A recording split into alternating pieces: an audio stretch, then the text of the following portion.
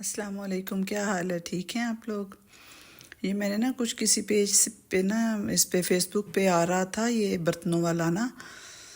तो वहाँ से मैंने ये ऑर्डर किए थे जार स्टील के ना। असल में मेरे ना पहले किचन में मैंने शीशे के भी लगा के देखे हैं चीनी पत्ती और चीज़ों डालने के लिए ना। और फिर उसके बाद एक्रेलिक प्लास्टिक के भी, लेकिन जो किचन में बच्चियां काम करती हैं ना हेल्पर, वो एहतियात नहीं करती। शीशे का हो तो वो तोड़ देती हैं, और अगर प्लास्टिक का हो या एक्रेलिक प्लास्टिक का तो वो फिर ना ऐसे चूल्हे के साथ ला के गर्म होता है तो जल जाता है। इसलिए मुझे ये एक पेज पे नज़र आए थे तो मुझे बड़े पसंद आए। स्टील के जार ना हैं भी एयर टाइट, ऊपर लेज़र प्रिंट हुआ हुआ है, तो बड़े मुझे खूबसूरत लगे थे और साइज़ भी बिल्कुल मुनासिब सा था। मैंने ना किचन में अपने चूल्हे के साथ ही रखा होता है गुड़ वगैरह, चाय में हम डालते हैं चीनी पत्ती ब्राउन शुगर, तो उसके लिए ना मुझे ये बड़ा मुनासिब सा साइज़ मिल गया था। गुड़ भी छोटा छोटा कूट के हम लोग पास ही रख लेते हैं, चाय में डालते हैं। और फिर ब्राउन शुगर चाहिए होती है, और पत्ती चीनी का तो पता है भी लाजमी होता ही है हर घर में ना। तो इसलिए फिर मुझे ये पसंद आए थे तो मैंने ये ऑनलाइन ऑर्डर करके तो मंगवा ली हैं। तो बड़े अच्छे हैं, बड़ी अच्छी इनकी क्वालिटी है ना, बड़े मुझे पसंद आए हैं। मेरा तो बल्कि दिल था, अब जब मैंने ये देखे हैं ना तो मेरा दिल कर रहा था कि कभी छोटे साइज़ में और ज़्यादा मिल जाते ना तो मैं और भी मंगवा लेती, क्योंकि इधर पास ही मैंने एक और ऑर्गेनाइज़र लकड़ी का दराज से मंगवा के उसके ऊपर भी मैंने आमलेट का मसाला, नमक और कुछ बेसिक चीज़ें रखी होती हैं जो चाय में जा डालनी होती है, सौंफ, छोटी इलायची वगैरह ना। बार बार फिर कैबिनेट खोलने या दराज खोलने पड़ते हैं, इस वजह से मैंने पास ही रखी हुई थी। लेकिन फिर शायद फिर कभी नज़र आए तो मैं ले लूँगी, क्योंकि आम यूज़ के लिए घर में ना मुझे लगा है कि ये स्टील के सबसे बेहतर हैं। जब गंदे होंगे आराम से धो के खुश्क किए ना, उस पर निशान पड़ते हैं ना, कोई उसका जलने का ना टूटने का डर ना। तो बड़े ये आइडियल मुझे लगे हैं, पता नहीं लगे रखे हुए कैसे लगते हैं, लेकिन मुझे तो बड़े पसंद आए हैं। तो मैंने सारी चीज़ पहले इसको मैंने धोया है, फिर मैंने खुश्क किए हैं, तो अब मैंने इसके अंदर सारी चीज़ें जो हैं वो डाल ली हैं। तो फिर ये वाला जो मेरा है ना, ये तकरीबन इसका पता नहीं ये स्टील का एल्युमिनियम का कि क्या है, ऑर्गेनाइज़र सा ये मैंने लिया हुआ है बाज़ार से। तो काफ़ी सालों से मैंने लिया हुआ है ये ना, तो बिल्कुल ये ख़राब नहीं हुआ, ना ये टूटा है ना इसका कलर उतरा है। तो गीले कपड़े और सरफ वाले कपड़े से साफ़ करें तो बिल्कुल ये साफ़ हो जाता है। फिर मैंने ये पास ही रखा हुआ है, तो करीब ही जो चीज़ें यूज़ वाली हैं उस पर रख के नाश्ते से पहले मैं कुछ जूस बना लेती हूँ बच्चों के लिए, मौसमी और गाजर का। पता है गाजरें बड़ी मीठी हो गई हैं, बड़ी जो हैं वो सेब भी अंदर डाल लिया, थोड़ी सी जिंजर डाल लेते हैं उसमें। ये पता है बादी वगैरह अगर फ्रूट हो तो वैसे भी सर्दियों के अंदर जो अदरक है वो बड़ी ज़रूरी होती है, तो फिर मैं एक टुकड़ा जो है ना मैं जूस के अंदर ज़रूर अदरक का भी डालती हूँ। एक तो उससे टेस्ट भी बड़ा अच्छा होता है, और दूसरा जो है ना ये स्वेलिंग वगैरह के लिए, जो बॉडी की स्वेलिंग सर्दियों में हो जाती है उसके लिए भी बड़ा बेस्ट होता है। ये वाला जो ऑर्गेनाइज़र है इसकी मैं बात कर रही हूँ, ये बड़ा ज़्यादा अच्छा है, बड़ा बिल्कुल नहीं ये ख़राब हुआ, काफ़ी अरसे का मैंने ये लिया हुआ है। तो बस इसको ना फिर मैं साफ़ करके कुछ दिनों के बाद गीले कपड़े से, सरफ वाले कपड़े से, तो इतना अच्छा है, बिल्कुल नया का नया हो जाता है। ज़रा इसका कलर नहीं उतरा, टेढ़ा मेढ़ा बिल्कुल भी नहीं हुआ ना। तो अब तो खैर ये भी बड़ा महंगा हुआ है, लेकिन मुझे तो बड़ा मुनासिब मिल गया था। फिर एक मैंने इधर साथ ही लकड़ी का ऑर्गेनाइज़र और दराज से मंगवा के रखा हुआ था, वो लकड़ी का, उस पर भी ना थोड़े बहुत ना मसाले रखे हुए थे जो आम कुकिंग में यूज़ होते हैं। तो लेकिन अब वो मैंने उठा दिया इधर से। वो फिर मेरे दराज का पहले वो जो कैच उसका वो जो रीलिंग थी वो ख़राब हुई हुई थी, इस वजह से मैंने ये कुछ बेसिक से मसाले भी साथ ही मार्बल पे रख दिए हुए अपनी शेल्फ पे, लेकिन अब मैंने उठा दी हैं। फिर बड़ी भारी वो भरी भरी ना किचन का जो वो शेल्फ है वो लगती है ऐसे ना मैसी लगती है, इसलिए वो फिर मैंने उठा दिया। तो मैंने कहा अब ये जूसर की ज़्यादा ज़रूरत होती है सर्दियों में, ज़ाहिर जूस बना करेगा गाजर वगैरह का। तो ये पहले मैंने जूसर अपना जो है ये मैंने कैबिनेट में रखा हुआ था, जब बिस जूस करना होता था, मिल्क शेक बनाना या कुछ इस तरह। गर्मियों में पता है फिर इतना जूस नहीं ना बनता, जूस वाली इतनी चीज़ें होती नहीं हैं, मौसमी या वो गाजर वगैरह ना, तो इसलिए फिर मैं ऊपर वाला जो जूसर का हिस्सा है वो मैं संभाल देती हूँ। तो अब फिर मैंने कहा मैं इधर ओवन के पास ये भी रखती हूँ। फिर जब पता है किचन का थोड़ा बहुत काम शुरू करते हैं ना, तो उसके साथ ही फिर जो है ये ख़राब हुआ था बड़ा, इस पर भी छींटें पड़ी हुई थी। ओवन जो है बेकिंग वाला किचन में ये जो है ना एक मस्त, बेशक हुड भी चला हो एग्जॉस्ट भी हो, लेकिन फिर भी हर चीज़ के ऊपर ना चिकनाई वगैरह जो है वो जम जाती है। ये जब मैंने अपना बेकिंग वाला ओवन नया ही लिया था ना, तो इसके ये फ्रंट वाले शीशे के ऊपर ना किसी चीज़ की छींटें लग गई हुई हैं, तो ये बहुत बुरी लगती हैं, बदनुमा लगती हैं। लेकिन मैंने ये क्लीन से साफ़ करने की कोशिश की है, सिरके से, बेकिंग सोडा डाल के, हर चीज़ से मैंने ट्राई किया है, लेकिन ना ये नहीं मेरे से साफ़ हुआ। पता नहीं क्यों नहीं इसका शीशा अच्छी तरह साफ़ हुआ। फिर मैं किचन के कामों से फारिग होकर नाश्ता बनाने लग गई थी। अपने बेटे का मैंने बलून वाला पराठा बनाया था और साथ सालन, रात को मटर चिकन बनाया हुआ था। अगर को बच्चों को पसंद सालन हो ना, तो फिर उसके साथ पराठे जो हैं वो चल जाते हैं। अपने लिए साग 1-2 दिन पहले का बना हुआ था, तो मैंने मकई की रोटी बनाने लगी थी। ये 2 टेबलस्पून मैंने मकई का आटा लिया है और 1 टेबलस्पून मैंने इसके अंदर बेसन डाल दिया और 1 टेबलस्पून मैंने इसके अंदर ना गंदम का आटा डाल लिया है। तो छोटा सा जो है पराठा वो मैं अपने लिए बनाने लगी हूँ। गर्म पानी से ना हल्का सा अंदर 1 चुटकी नमक डाल के तो मैंने मकई का आटा जो है वो अच्छी तरह गूंद लिया है। थोड़ी देर इसको अच्छी तरह मल के गूंद के रख लेना, तो बड़ी अच्छी इसकी रोटी बन जाती है। वैसे तो बड़े तरीके से मकई की रोटी बन जाती है, बेलन से तो नहीं खैर ये बेली जाती, लेकिन ऊपर को पैकेट सा प्लास्टिक का डाल के तो इसको बेलें तो ये फ्लैट हो जाती है ना। लेकिन मैं तो ऐसे ही हाथों की मदद से ना थोड़ा सा खुश्क आटा लगा के तो इस तरह इसको रोल करती जाती हूँ, तो छोटी सी रोटी बन जाती है। फिर कुछ जो है वो तवे के ऊपर डाल के थोड़ा सा घी डाल के तो हाथों को खुश्क आटा लगा के तो ऐसे उसको राउंड शेप में घुमाते जाए ना, तो बड़ी अच्छी पतली सी रोटी हो जाती है। असल में ना मुझे भी और हमारे घर में सबको बड़े पतले पराठे पसंद है। रोटी जो है ना वो मोटी बिल्कुल नहीं खाई जाती हमसे ना, इसलिए फिर मैं इसको अच्छा खासा जो है ना वो पतला कर लेती हूँ।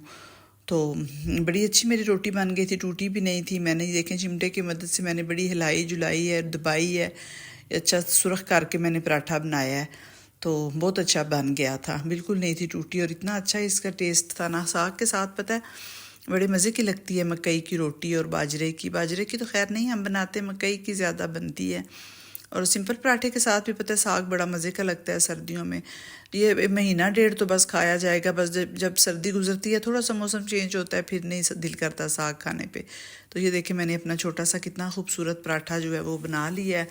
तो साथ देसी तरीके से ही मैंने जो है वो साग तवे पे ऊपर ही रख दिया है गर्म होने के लिए। मैंने कहा एक दफ़ा मैं अलग से फ्राई पैन निकालूंगी, फिर उसमें इसको तड़का लगाऊंगी। तो मैंने अपनी आसानी के लिए मैंने तवे के ऊपर ही जो है ना वो देसी घी डाल के साग डाल के तो मैंने इसको गर्म कर लिया। ऐसे ही हम पहले माएँ जो हैं वो ऐसे, हम लोगों ने अब जो है ना वो अपनी ज़िंदगी मुश्किल में डाली हुई है। कभी कोई पैन निकालो, कभी कोई निकालो। हमारी माएँ ऐसी करती थी, जब छोटे होते हम नाश्ता करते होते थे ना, तो कोई सालन वगैरह उससे होता था तो हमारी अम्मी भी यूँ ही तवे के ऊपर को खुश्क सालन होता था तो गर्म कर लेती होती थी।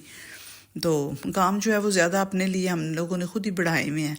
तो मेरा तवे पे बड़ा अच्छा माशाल्लाह साग जो है वो गर्म हो गया था, साथ मेरी बड़ी मज़ेदार सी रोटी बन गई है। बहुत मज़ा आता है सर्दियों में ना मकई की रोटी और साग। मैं बहुत ज़्यादा तो नहीं मैं बनाती, कभी ये हफ्ते डेढ़ बाद ही ना ये साग बना हुआ था, तो मैंने कहा चले मैं छोटा सा पराठा मकई का बना लेती हूँ। कभी कभार तो फिर पता है चल ही जाता है ना। आजकल वही हर कोई इतना ज़्यादा हेल्थ कॉन्शियस हुआ है, बच्चे तक जो हैं वो अवॉइड करते हैं कि ना ही पराठा हमें खाना पड़े ना। लेकिन मैं तो खैर ज़बरदस्ती बना के देती हूँ अपने बच्चों को, पराठे भी, चूरी वगैरह भी, क्योंकि जो भी ब्रेड और दूसरे मसनूई नाश्ते हैं उनसे तो बड़ा बेहतर है ना, ख़ासकर बच्चों के लिए। तो खाने में आज मैंने गोभी और चिकन बनाना था, और साथ मैंने ये सूखा धनिया और सौंफ वगैरह सुखा के खुश्क बाहर रखी हुई थी कि इनको थोड़ा सा भून के तो फिर मैं पीस लूँगी। तो नाश्ता जो है वो फिर पता है हमारा थोड़ा सा लेट ही होता है। सुबह नहीं, हम लोग खाना 2 टाइम हमारा बनता है, या नाश्ता होता है और यहाँ फिर रात का खाना होता है। 3 टाइम हम बिल्कुल नहीं बनाते। ये फिर मेरे बेटी के फ्राइज़ ऊपर बनने के लिए रखे हुए थे। ये भी मैं आलू काट के थोड़ी देर ठंडे पानी में डिप करके रखती हूँ, फिर इसको कपड़े के ऊपर फैला के जब ये ड्राई हो जाते हैं ना, तो फिर इस पर थोड़ा सा वो कर लेती हूँ कॉर्नफ्लोर डाल के, थोड़ा सा नमक डाल के, तो फिर इसको मैं थोड़ी देर के लिए रखती हूँ, तो मैं फ्राई कर लेती हूँ। तो इतने अच्छे जो है ना फ्राइज़ वो बिल्कुल ऐसे KFC वाले बन जाते हैं। इसलिए जब भी फ्राइज़ बनाने हो ना, उनको अच्छी तरह कपड़े से किसी पेपर टॉवल पे डाल के तो इनको अच्छी तरह फ्राइज़ को अगर हम ड्राई कर लेना, फिर नमक और थोड़ा सा कॉर्नफ्लोर डाल लें, तो बड़े अच्छे जो फ्राइज़ हैं वो बन जाते हैं। देखिए मेरे बड़े प्यारे बन गए थे, बहुत अच्छे थे। फिर मैंने टिशू के ऊपर रखे हैं, तो ये जितना इसका ऑयल है वो भी सारा निकल जाएगा, और बड़े क्रिस्पी से जो मेरे फ्राइज़ हैं वो बन जाएंगे। आजकल सर्दियाँ हैं ना, तो पता है जब भी चाय पिए तो साथ कुछ ना मीठा खाने पे थोड़ा सा दिल करता है। बजाय इसके केक बिस्किट मंगवाएं या इस तरह की कोई बेकरी की चीज़, ये मैंने थोड़ी सी सूजी की पंजीरी बना दी है। आजकल पता है ऑनलाइन भी काफ़ी पेजेस पे बनी हुई आ रही हैं अलसी की पिनियाँ और ये पंजीरी वगैरह ना, लेकिन मैं खुद ही थोड़ी थोड़ी करके, बहुत ज़्यादा नहीं बनाती, 1 हफ्ते की बनाती हूँ और फिर जब ख़त्म हो जाए फिर बना ली। देसी घी के अंदर थोड़ी सी मैंने सूजी भून ली थी और फिर सारे ड्राई फ्रूट्स बादाम पिस्ता काजू वगैरह ब्रीक ग्राइंड करके डाल लिए थे। अगर मोटे हों तो फिर मेरे बच्चे नहीं खाते। अंदर मैंने थोड़े से जो फूल मखाने हैं वो भी ड्राई रोस्ट करके डाल लिए थे। फूल मखानों में पता है कैल्शियम होता है, वो भी सर्दियों में उनका भी ज़रूर इंटेक करना चाहिए। तो ये भी मैंने साथ बना के रख ली थी। जब चाय का टाइम हो रात को खाने के बाद, पता है, या किसी टाइम जब भी चाय पीनी हो तो ज़रूर दिल करता है साथ कुछ थोड़ा सा मीठा हो। फिर अभी मैंने सब्ज़ी तो काटनी थी, तो मैंने प्याज वगैरह ब्राउन करके तो अंदर मैंने चिकन डाल दिया और थोड़ा सा पानी का छींटा साथ साथ लगाती जा रही हूँ, क्योंकि आलू गोभी की सब्ज़ी जो है वो बहुत जल्दी अपनी भाप में गल जाएगी। तो लेकिन चिकन फिर मैंने कहा कि थोड़ा सा सख्त ना रह जाए, इसलिए फिर मैंने थोड़ा सा हल्का सा पानी लगा के ना तो उसको मैंने दम पे रख दिया ताकि अच्छी तरह गल जाएगा। साथ फिर मैं खड़ी होकर गोभी भी काट लूँगी। आजकल पता है, पहले तो इतनी गर्मी में इतनी अच्छी नहीं थी गोभी के फूल आ रहे, थोड़े थोड़े मैले, या उनमें थोड़ा सा ना ऐसे टेस्ट आता था, अजीब सा जायका, एक ख़ास तरह की स्मेल होती है जो गर्मियों में गोभी के अंदर से आती है। फिर उस वक़्त मैं ना इसको गर्म पानी में थोड़ी देर डाल के तो फिर निकाल के तो पकाती थी, तो तब इसका बिल्कुल वो टेस्ट ख़त्म हो जाता था। तो अब सर्दियों वाली जो है ना, इसका बड़ा अच्छा टेस्ट है, इसमें से कोई अलग से खुशबू बिल्कुल भी नहीं आती ना। तो इसलिए फिर मैंने जो है वो काट के ब्रीक में थोड़ा थोड़ा मोटा काटती हूँ गोभी के फूलों को। फिर ना जब हंडिया में बनाते हैं तो फिर वो खुद ही पता है दम में जब गलती है तो बिल्कुल बारीक हो जाती है। इसलिए मैं थोड़ा थोड़ा ना, मेरा दिल करता है कि जब सालन पका हो ना तो छोटे छोटे गोभी के फूल अंदर नज़र आए, लेकिन वो फिर बड़े मैश हो जाते हैं। 2 छोटे छोटे मैंने आलू काट लिए थे। ये मेरी जो गोभी है ये तकरीबन 1.5-2 किलो के करीब थी, तो मैंने कहा चलिए सारी बना लेती हूँ, इसलिए कि फिर सुबह पराठों में भी काम आ जाएगी। तो फिर अगले दिन मैं ना सुबह लाजमी इसके पराठे भी बनाती हूँ। मेरे बच्चों को बड़ा पसंद होता है गोभी वाला पराठा ना, बड़ा, वैसे भी सर्दियों में बड़ा मज़े का लगता है। जब भी, बेशक मैं गर्मियों में भी गोभी का सालन बने तो मैं लाजमी इसका पराठा 1-2 सुबह लाजमी बनाती हूँ ना, तो वैसे भी मज़े के बड़े लगते हैं। ये किचन में पता है खड़े खड़े ही फिर मैं ऊपर मैंने भूनने के लिए चिकन रख दिया हुआ था, तो साथ ही खड़े होके तो मैंने ना काट ली है आलू और गोभी काट ली है। तो आज साथ मैंने कहा था मैं चिकन के चपली कबाब बना दूंगी, वो भी फिर मैंने बोनलेस चिकन धो के उसको ड्राई करने के लिए रख दिया था। पास मैंने धनिया और पुदीना काफ़ी सारा साफ़ करके रखा हुआ है। 3 मीडियम साइज़ की मैंने प्याज ले ली थी, 2 टमाटर ले लिए थे। तो खड़े खड़े जब मैं किचन में खाना बनाने लगती हूँ ना, फिर बेशक जितनी भी चीज़ें बनानी हो मुझे बिल्कुल भी नहीं मुश्किल लगता ना, मैं खड़े खड़े काफ़ी सारी चीज़ें बना देती हूँ। खाना जो है वो तकरीबन मैं असर के टाइम बना देती हूँ, इसलिए कि रात को ना शाम पता है बहुत जल्दी हो जाती है, ज़ोर के बाद थोड़ा टाइम गुजरता है, असर की अज़ानें हो जाती हैं, फिर असर के बाद मैं खाना बनाना शुरू कर देती हूँ, क्योंकि मगरिब फिर आगे जल्दी मगरिब का टाइम हो जाता है, इतना टाइम बीच में होता ही कोई नहीं है। तो फिर मेरी कोशिश यही होती है कि मैं ना असर तक ना अपना खाना, असर की नमाज के बाद मैं खाना बना के मगरिब से पहले मैं डान कर लूँ ना। अगर किसी ने दोपहर में, हम लोग पता है खाना नहीं ना खाते, नाश्ता ही हमारा हुआ हुआ होता है, तो फिर अगर किसी को चाहिए भूख लगी हो तो फिर जो है वो खाना तो एटलीस्ट बना हुआ हो ना। ये तकरीबन मेरा 700 ग्राम बोनलेस चिकन था। अच्छी तरह मैंने इसको धो के तो ड्राई कर लिया था, पानी थोड़ा सा भी इसमें नहीं होना चाहिए। जब से हर घर में चॉपर आए हैं, इस तरह का काम करने में बड़ी सहूलत हो गई है। साथ ही मैंने धनिया को काटा नहीं है, धनिया और पुदीना साफ़ करके ऐसे ही मैंने अच्छी तरह धो के ड्राई करके अंदर डाल लिया है। प्याज मैंने लिए हैं 3 छोटे छोटे और 2 मैंने टमाटर लिए हैं। तो थोड़े से मैं बेसिक मसाले इसके अंदर, 4 ही इसमें स्पाइसेस जाते हैं। 1 टेबल स्पून भर के मैंने सूखा धनिया डाल लिया। चपली कबाबों के अंदर ना बहुत ज़्यादा मसाले नहीं जाते, ना हल्दी जाती है, ना पीसी हुई सुरख मिर्च जाती है। 1 टेबल स्पून मैंने ना दरदरा सा कूटा हुआ सूखा धनिया डाल दिया है, और 1 टीस्पून मैं इसके अंदर ज़ीरा डाल दूँगी कुटा हुआ। 1 टीस्पून मैंने ना इसके अंदर डाल ली है क्रश चिलीज डाल ली हैं, जो कूटी हुई मिर्चें हैं वो डालेंगी इसके अंदर, पिसी हुई मिर्चें नहीं जाएंगी। और फिर इसके अंदर मैंने 1 टीस्पून मैंने काली मिर्चें डाल ली हैं, और ये 1 टीस्पून क्रश चिलीज़ डाल के तकरीबन ना ½ टीस्पून से थोड़ा सा ज़्यादा मैंने इसके अंदर नमक डाल दिया। नमक तो फिर भी बंदा ना चख लेता है। जब इसका मटेरियल सारा तैयार हो जाता है ना कबाबों का, फिर एक छोटा सा जो है कबाब वो फ्राई करके टेस्ट कर लें, अगर कोई नमक मिर्च कम हो तो बेशक और डाल लें, वरना कोई नहीं ज़रूरत होती। जब क्योंकि हम शामी कबाब बनाते हैं वो तो सारा कुछ पका होता है, वो तो हम टेस्ट कर सकते हैं, अगर नमक मिर्च कोई है तो कम तो डाल सकते हैं। लेकिन जब चपली कबाब बनाते हैं कीमे के या चिकन के, तो वो तो पता है फिर कच्चा होता है, वो तो चखा नहीं जाता ना, कच्चा गोश्त कीमा होता है। तो इसलिए सब मैं तो तैयार करते सारे एक छोटा सा पहले कबाब फ्राई करके चख लेती हूँ, अगर कोई कमी बेशी हो तो फिर डाल ले। पता है ये जितनी मशीनें आ गई हुई हम लोगों को कितनी सहूलत हो गई हुई है। पहले कीमा अलग से बनवाना पड़ता था, बारीक प्याज काटो, टमाटर काटो, हर चीज़ काटो, फिर कहीं जाके कबाब बनते थे। तो अब तो बिल्कुल कोई मसला ही नहीं रह गया हुआ, हर घर में ये चॉपिंग मशीनें हैं, हर तरह की आई हुई है मार्केट में। मेरी तो ये बड़े साल पुरानी है, मुझे तो काफ़ी सस्ती मिली हुई थी, लेकिन अब मेरा दिल है कि मैं चेंज करूँ, एक नई ना मशीन लूँ। ये बड़ी दफ़ा ख़राब हो चुकी है, आजकल चल तो वैसे सही रही है, लेकिन अक्सर फिर इसको भी ना कोई मसला बन जाता है। ज़ाहिर है बिजली वाली जो चलने वाली चीज़ें उनमें कोई ना कोई ख़राबी तो आ ही जाती है ना। तो आजकल बड़े प्यारा जो है ना वो चॉपर मार्केट में आए हुए, मेरा भी दिल है कि मैं भी वो लूँ, कि अभी वैसे ही मेरा सही चल रहा है। फिर इसके अंदर मैंने एक अंडा डाल दिया है, एक जो डोगे का चम्मच है भर के वो मैंने इसके अंदर ना मकई का आटा डाल दिया है।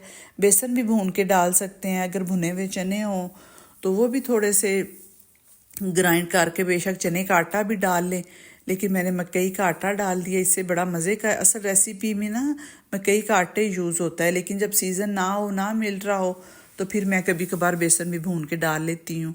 ये थोड़ा सा मैंने इसके अंदर घी डाला है, इससे भी चपली कबाब जो है ना वो बड़े सॉफ्ट नरम बन जाते हैं, जूसी से ना, बिल्कुल हार्ड नहीं होते।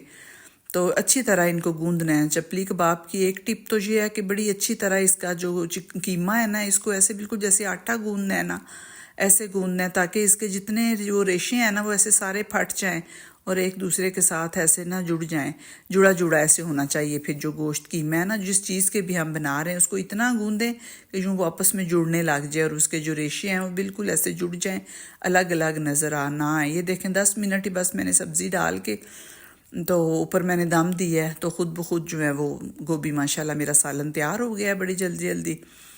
तो चपली कबाब की एक टिप ये है कि जब भी इसको फ्राई करें ज़्यादा ऑयल में करें। पता है जब हम बाज़ार में भी कहीं से ख़रीदें या देखें, जो पठान लोग बना रहे होते हैं पेशावरी चपली कबाब, उनका भी बड़ा सा ऐसे कढ़ाई टाइप थाल होता है जिसमें ज़्यादा ऑयल होता है, तो उसमें वो फटाफट डालते जाते हैं और फ्राई हो जाते हैं। तो कुछ लोग ना मैंने ये देखा हुआ है कि थोड़ा सा ऑयल तवे पे डालते हैं, बिल्कुल मामूली सा, हेल्थ कॉन्शियस जो लोग होते हैं ना वो, तो उससे फिर वो थोड़े ऑयल में ये चपली कबाब नहीं हो सकते फ्राई। इसकी टिप ही ये, इसका तरीका ही ये है कि इनको ज़्यादा ऑयल में ना फ्राई करना चाहिए, और बिल्कुल थोड़े टाइम, ज़्यादा टाइम लगाएं तो फिर ये हार्ड हो जाते हैं, सख्त हो जाते हैं, ऐसे अकड़े अकड़े बनते हैं। तो ज़्यादा ऑयल के अंदर बस ना 5 मिनट लगते हैं, 2-3 मिनट एक साइड से मैंने इसको फ्राई किया, फिर मैंने इसकी साइड चेंज किया। हार्डली इसका जो टाइम है 5 या 6 मिनट है कबाबों का फ्राई होने का ना। तो फिर थोड़ा टाइम जितना लगाएंगे उतने ये मज़े के और अच्छे जूसी और सॉफ्ट चपली कबाब जो है ना वो फ्राई होंगे। साथ मैंने ग्रीन चटनी बना ली थी। मैंने कहा अगर बच्चों को सब्ज़ी गोश्त नहीं पसंद आएगा तो वो फिर मैं साथ चपली कबाब भी फ्राई करके तो रख लूँगी। बड़े मज़े के बनते हैं, आप लोग भी ट्राई कीजिएगा इस रेसिपी से। बड़ी आसान, मैं बड़ी ज़्यादा चीज़ें जो है वो पकाने वाली कुकिंग के मतलब बड़ी आसान रेसिपीज़ बताती हूँ जो घर में अवेलेबल हों सारी चीज़ें, बाज़ार से कुछ भी ना लेना पड़े। जितने मसाले हमारे घर में होते हैं ना खाने पीने की चीज़ें, उनसे भी खाना बड़ा अच्छा तैयार हो जाता है, बजाय इसके कि हम बाज़ार से मसाले लें, ये डालें वो डालें। बस ये है कि खुश हो के खाना बनाएं, अपने घर वालों के लिए दिल लगा के बनाएं, तो फिर बहुत अच्छा खाना बनता है। थोड़े मसालों से भी, अंदर कुछ थोड़ी चीज़ें ऐड करने से भी ना खाना बहुत अच्छा बन जाता है। तो ये देखें माशाल्लाह कितना अच्छा जो है वो मेरे कबाबों का परफेक्ट कलर जो है वो हो गया है। तो ऐसे ही मैंने सारे कबाब जो है वो फ्राई कर लिए हैं। इतने मज़े के, इतने, एक मैंने तोड़ के देखा था, बहुत ज़्यादा सॉफ्ट और टेस्टी था। उम्मीद है आपको मेरी वीडियो पसंद आई होगी। अगर मेरी वीडियो अच्छी लगी है तो मेरे चैनल को सब्सक्राइब कर दें, लाइक कर दें, शेयर कर दें। शुक्रिया।